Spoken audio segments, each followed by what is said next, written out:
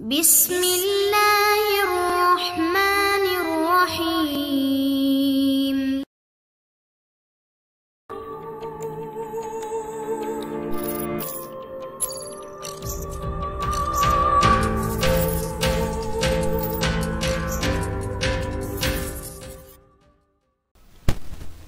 السلام علیکم دوستو، Imran series novel dark club by Mazhar claim MA۔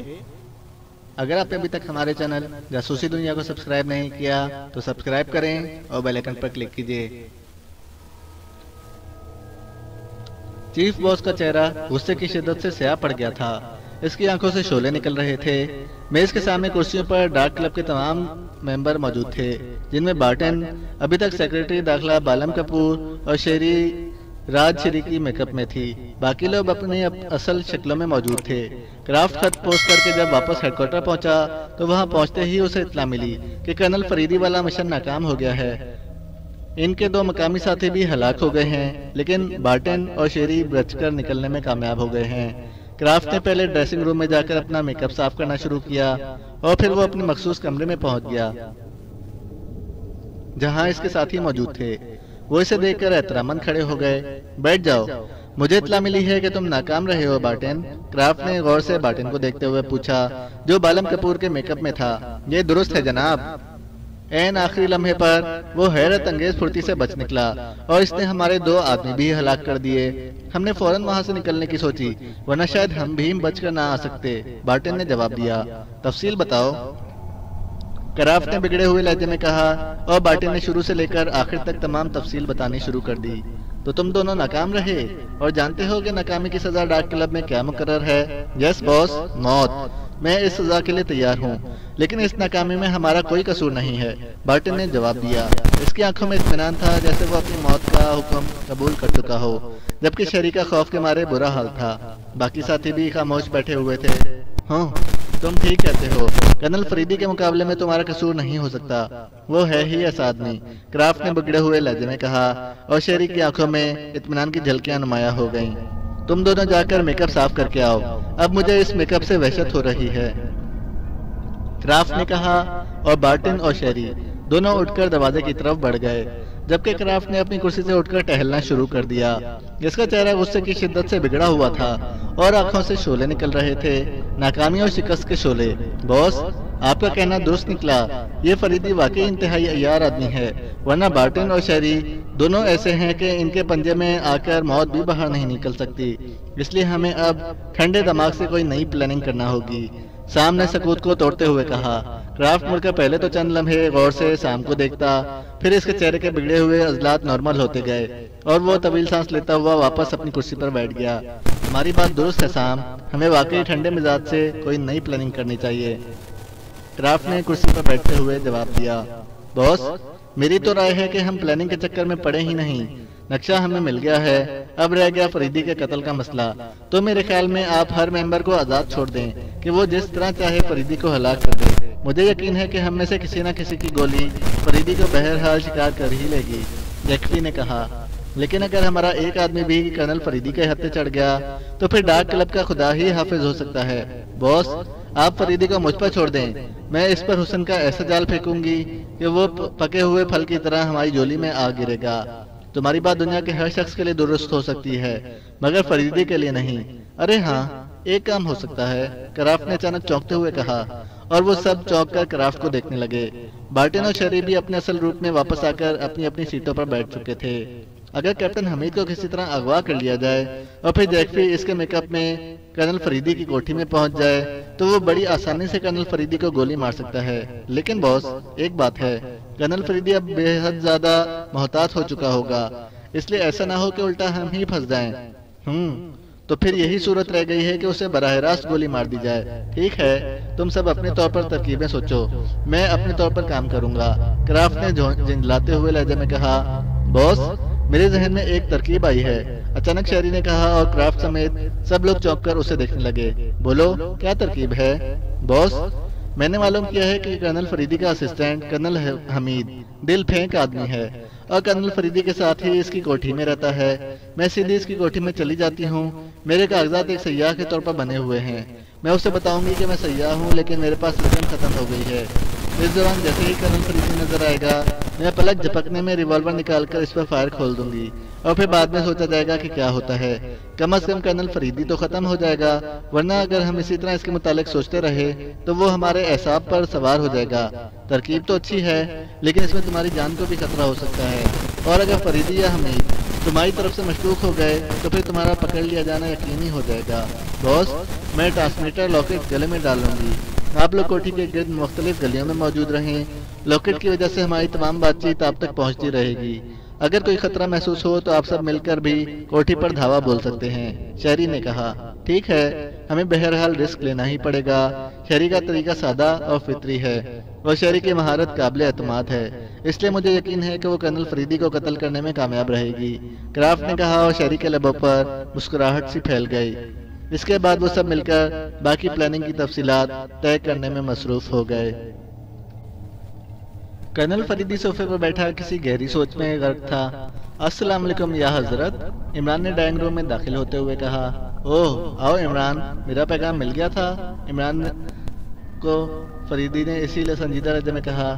जी जनाब, बिल्कुल, इमरान का पैगाम मिल गया था, तभी तो इमरान हाजिर हो गया है, वरना मेरा इरादा तो आज लंबी आवारागर्दी करने का था। इमरान ने मुस्कुराते हुए कहा और सोफे पर बैठ गया। तुम्हें मालूम है कि बालम कपूर की बीवी राजश्री का फोन आया था कि इनके लड़के को अगवा कर लिया गया है, लेकिन ये सब फ्रॉड था, वो मेरे कत्ल की एक भयानक साजिश थी, फरीदी ने कहा, और फिर इसने सारे वाकया तफसील से बता दिए। इसका मतलब है कि डार्क क्लब वाले खासे ज़हीन वाक़े हुए हैं। तो अब आपने क्या सोचा है? कोई बात समझ में नहीं आ रही। ब्लैक फोर्स पूरे शहर में घूम रहे हैं, लेकिन उसे कोई मशकूक आदमी नजर नहीं आया। वो लोग एक प्लान बनाते हैं और फिर गायब हो जाते हैं। कर्नल फरीदी ने उलझे हुए लहजे में कहा। जाहिर है अब वो हाथ जोड़कर आपके सामने तो खड़े होने से रहे। आप एक काम करें कि मॉडल कॉलोनी की कोठी नंबर 40 की निगरानी कराएं। हो सकता है कि आपका मसला हल हो जाए। क्या मतलब? ये पता तुमने कैसे ट्रेस कर लिया है? आप निगरानी तो कराएं, फिर बताऊंगा। निगरानी की क्या ज़रूरत है? मैं वहाँ रेड करा देता हूँ, लंबे चक्कर में उलझने की ज़रूरत ही नहीं है, कर्नल फरीदी ने कहा, और इसने फ़ोन अपनी तरफ खिसकाकर इसका रिसीवर उठाया और फिर नंबर घुमाकर इसने नंबर 11 को मॉडल कॉलोनी की कोठी नंबर 40 पर रेड करने और वहाँ मौजूद हर शख्स को गिरफ्तार करने के अहकाम जारी कर दिए। हाँ, अब बताओ कि ये पता तुमने कहाँ से हासिल किया? कर्नल फरीदी ने रिसीवर रखते हुए इमरान से मुखातिब होकर कहा। ज़रा रिपोर्ट आ लेने दीजिए, फिर तफसील भी बताऊंगा। वैसे आप एक काम तो करें कि वो नक्शा तो मुझे बना दें। ऐसा ना हो कि वो मुजरिम अपने मिशन में कामयाब हो जाएं और मैं नक्शा ही ढूंढता रह जाऊं। मिशन में कामयाब हो जाएं से तुम्हारा क्या मतलब है? फरीदी ने चौंकते हुए कहा। मतलब तो कई बनाए जा सकते हैं। बहरहाल फिलहाल तो इनका मिशन शायद आपकी वफात हसरत आयात ही नजर आ रहा है, इमरान ने मुस्कुराते हुए कहा, और फरीदी खिलखिलाकर हंस पड़ा। तुम बेफिक्र रहो, फरीदी इतनी आसानी से मरने वाली शय नहीं है, कर्नल फरीदी ने कहा। आसानी से ना सही, मुश्किल से ही सही, लेकिन वो नक्शा, इमरान ने कहा। डार्क क्लब से फारिग हो जाऊं, इसके बाद नक्शे के मुतालिक भी सोचूंगा। फिलहाल तो मेरा जहन इस तरफ मुतवज्जे है, कर्नल फरीदी ने वाज़ेह तौर पर उसे टालते हुए कहा, और इमरान बेख्तियार मुस्कुरा दिया। फरीदी साहब बता दें, इससे बहुतों का भला होगा। यार घबराते क्यों हो? मैं मरा तो नहीं जा रहा, बता दूंगा। मुझे इसके लिए जहन पर जोर देना पड़ेगा और इस वक्त मेरा जहन उलझा हुआ है। अच्छा, आपकी मर्जी, अगर आप मुझ पर एतमाद ना करते तो ना सही, इमरान ने रूठने वाले लहजे में कहा, और एक तरफ मेज पर पड़ा हुआ खाली पैड उठा लिया, जेब से कलम निकाला और इसने इस कागज पर नक्शा बनाना शुरू कर दिया। हालांकि इसने सरसरी नजरों से नक्शा देखा था, लेकिन इसका जहन ऐसा था कि जो शय एक बार इसकी नजरों के सामने से गुजर जाती थी वो उसे याद रह जाती थी। पहले तो फरीदी खामोश बैठा उसे देखता रहा, लेकिन जब नक्शा वाज़ेह होने लगा तो फरीदी की आंखें हैरत से फैलना शुरू हो गईं।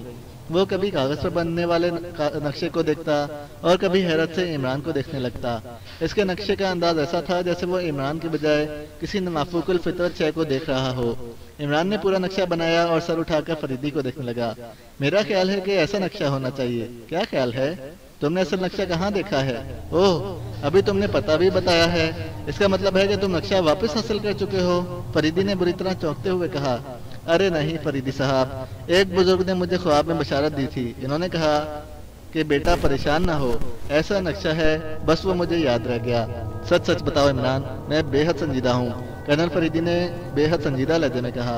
वो वाकई बेहद संजीदा हो रहा था। सच सच तो बता दिया है। اگر کوئی غلطی ہو تو بتا دیں، آپ تو بتا ہی نہیں رہے تھے۔ میں نے سوچا کہ چلو میں ہی کوشش کر لوں، کرنل فریدی صاحب کو دماغ پر زور نہ دینا پڑے۔ اور پھر اس سے پہلے کہ کرنل فریدی کچھ کہتا، فون کی گھنٹی بجی۔ فریدی نے ریسیور اٹھایا۔ یس، ہارڈ سٹون، نمبر 11 بول رہا ہوں جناب۔ ماڈل کالونی کی کوٹھی نمبر 40 میں ایک بیوہ رہتی ہے، اکیلی، بوڑھی عورت ہے، ایک نوکرانی اس کے ساتھ رہتی ہے، ارجن داس کی بیوہ ہے، نمبر 11 نے کہا، اور فریدی چونک کر عمران کی طرف دیکھنے لگا۔ پھر یہ پتہ غلط ہوگا، انہیں واپس بلا لو، عمران نے کہا، اور فریدی نے انہیں واپس جانے کی ہدایت دے کر ریسیور رکھ دیا۔ ارے ہاں، ایک کار کا نمبر نوٹ کریں، 01036، مزدا 1200، ڈارک براؤن کلر، نیا ماڈل ہے، اس کے مالک کا پتہ کرا دیں۔ نہیں، پہلے مجھے تفصیل بتاؤ، تم مجھے چکر دے رہے ہو۔ وعدہ کریں کہ نقشہ بنا دیں گے۔ کیا بتا دوں، نقشہ تو تم نے درست بنایا ہے، اور مجھے یقین ہے کہ اصل نقشہ بھی تمہارے پاس ہے۔ ارے کہیں آپ مجھ پر ڈاکے کا الزام تو نہیں لگا رہے؟ آپ کی بلیک فورس عرف کالی طاقت عرف کالی دیوی آپ کو بتا سکتی ہے کہ میں تو ڈاکے کے بعد ایئرپورٹ پر پہنچا تھا۔ عمران نے خوفزدہ سے لہجے میں کہا، وہ مجھے معلوم ہے، لیکن تم نے نقشہ کہاں سے حاصل کیا، یہ بتاؤ۔ سنو عمران، معاملہ بے حد سنجیدہ ہے۔ میرا چوکیدار گورکھا قتل ہو چکا ہے، اور جہاں تک مجھے یقین ہے کہ سیکرٹری داخلہ بالم کپور اور ان کی بیگم بھی قتل ہو چکی ہیں، اور مجھ پر مسلسل قاتلانہ حملے ہو رہے ہیں۔ ایسے حالات میں تمہارا کچھ چھپانا نہ صرف میرے ساتھ دشمنی ہے، بلکہ میرے ملک کے ساتھ بھی، فریدی نے سنجیدہ لہجے میں کہا۔ ارے آپ تو بہت دور پہنچ گئے۔ اچھا پہلے یہ تو بتائیں کہ آپ مجھے ٹال کیوں رہے تھے؟ سچ پوچھتے ہو تو صرف اس لیے کہ یہ نقشہ دیکھنے کے بعد وہ لوگ میرے پیچھے لگ گئے ہیں۔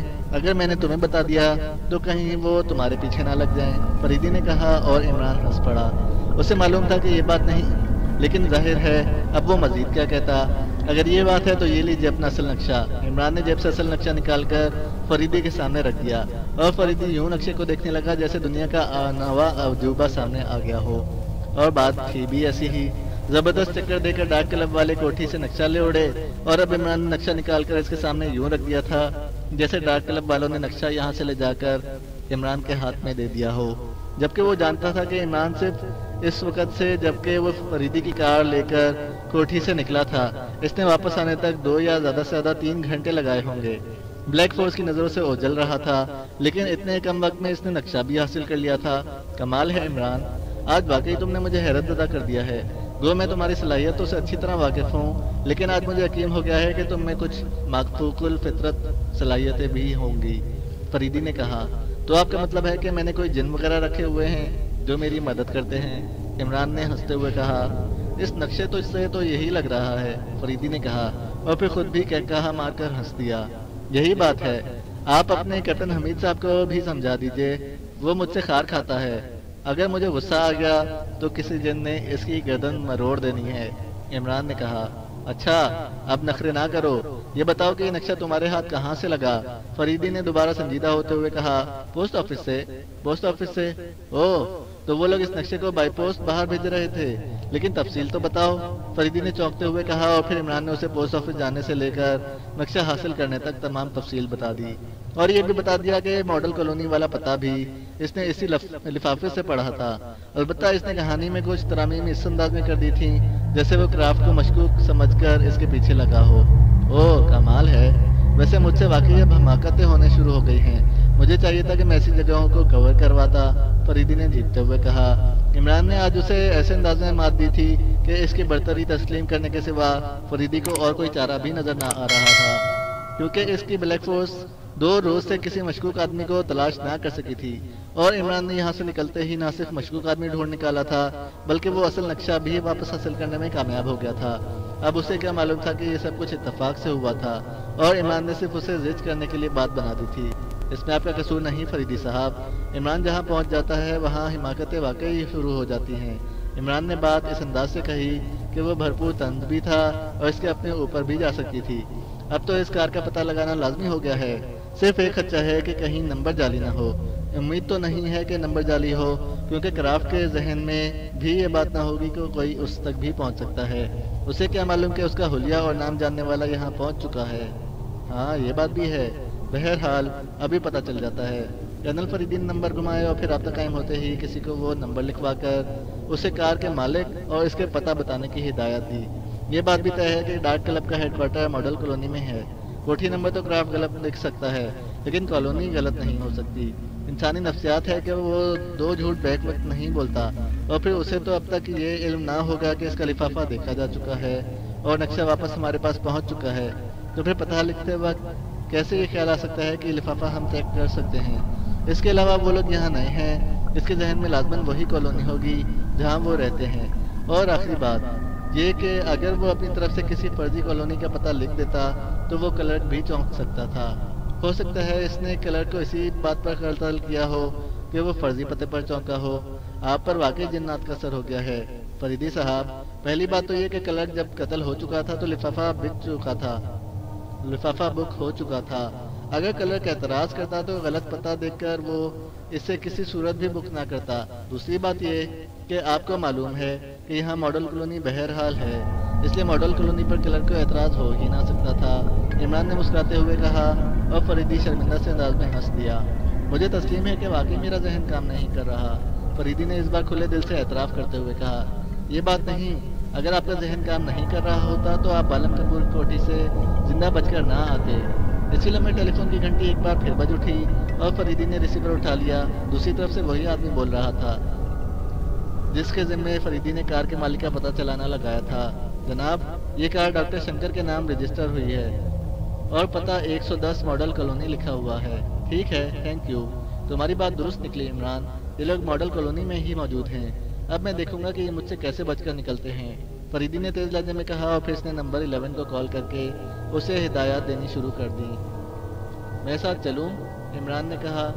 ارے نہیں، اب فریدی اتنا بھی گیا گزرا نہیں ہے کہ تم یہاں آرام کرو فٹافٹ سے، فریدی نے کہا اور خود تیز قدم اٹھاتا ڈرائنگ روم سے باہر نکل گیا۔